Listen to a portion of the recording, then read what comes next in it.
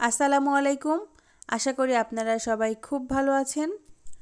আমি এখানে কিছু পাবদা মাছ ভালোভাবে ধুয়ে পরিষ্কার করে নিয়েছি। এখন দিয়ে দিচ্ছি হাফ টেবিল চামচ পরিমাণ লবণ আর হাফ টেবিল চামচ পরিমাণ হলুদের গুঁড়া। লবণ আর হলুদের গুঁড়াটা দিয়ে মাছটা আমি খুব ভালোভাবে মেখে রেখে দেব 10 মিনিটের জন্য। 10 মিনিট পরে আমি চুলাতে চলে যাচ্ছি। চুলাতে একটা প্যান বসিয়ে দিয়েছি, প্যানটা গরম হয়ে গেছে। এখন দিয়ে দিচ্ছি 1/3 কাপ পরিমাণ সয়াবিন তেল, দিয়ে দিচ্ছি হাফ কাপের একটু কম পেঁয়াজ কুচি। পেঁয়াজটা আমি 2 মিনিটের জন্য একটু ভেজে নেব। দেখতেই পাচ্ছেন পেঁয়াজটা কিন্তু অনেকটাই নরম হয়ে গেছে আর হালকা একটা কালার চলে এসেছে। এ পর্যায়ে এখন আমি দিয়ে দেব পেঁয়াজ বাটা। আমি এখানে 2 টেবিল চামচ পরিমাণ পেঁয়াজ বাটা দিয়েছি আর এখানে দিয়ে দিলাম হাফ টেবিল চামচ পরিমাণ রসুন বাটা। 1 মিনিটের মতো একটু ভেজে নেব পেঁয়াজ রসুনের কাঁচা গন্ধটা চলে যাওয়ার জন্য। দিয়ে দিচ্ছি 1 টেবিল চামচ পরিমাণ জিরা বাটা, স্বাদ মতো লবণ আর হাফ টেবিল চামচ পরিমাণ হলুদের গুঁড়া।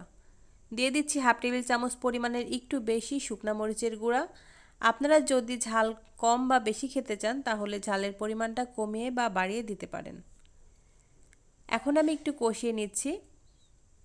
মশলাটা কষানোর জন্য আমি এখানে সামান্য একটু পানি দিয়ে দেব। দেখতেই পাচ্ছেন মশলাটা কষানো হয়ে গেছে, তেলটা ছেড়ে দিয়েছে। এই পর্যায়ে এখন আমি দিয়ে দিলাম একটা টমেটো। আমি একটা টমেটো ভালোভাবে ব্লেন্ডারে পেস্ট করে নিয়েছি। আবার একটু কষিয়ে নিচ্ছি মশলার সঙ্গে। যখন পানিটা শুকিয়ে যাবে এই পর্যায়ে আমি এখন দিয়ে দিচ্ছি আগে থেকে লবণ হলুদ মাখিয়ে রাখা পাবদা মাছগুলো। আপনারা চাইলে কিন্তু পাবদা মাছটা হালকা একটু ভেজে নিতে পারেন। আমি আজকে না ভেজেই রান্না করব। মশলার সঙ্গে মাছটা আমি কষিয়ে নেব, এজন্য মাঝে মাঝে আমি মাছটা উল্টিয়ে দেব।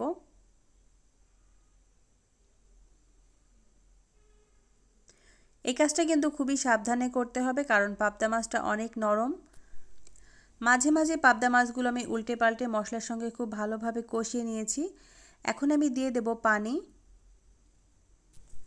আমি এখানে ঝোলের পানি দিয়ে দিয়েছি, খুব বেশি পানি দেওয়া যাবে না কারণ পাবদা মাছটা সিদ্ধ হতে খুব বেশি সময় লাগে না, এই মাছটা অনেক নরম হয়। দেখতেই পাচ্ছেন বলক চলে এসেছে। এ পর্যায়ে এখন আমি দিয়ে দিচ্ছি 4টা কাঁচামরিচ। কাঁচামরিচের মাথাগুলো আমি একটু কেটে দিয়েছি যেন সুন্দর একটা ফ্লেভার আসে। এভাবে যদি আপনারা পাবদা মাছটা রান্না করেন গরম ভাতের সাথে খেতে কিন্তু খুবই ইয়ামি লাগবে। একবার হলেও বাসায় ট্রাই করবেন।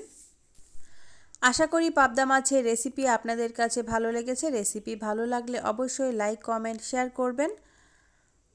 দেখতেই পাচ্ছেন ঝোলটা কিন্তু অনেকটাই ঘন হয়ে এসেছে। এই পর্যায়ে আমি এখন চুলা থেকে নামিয়ে নিচ্ছি।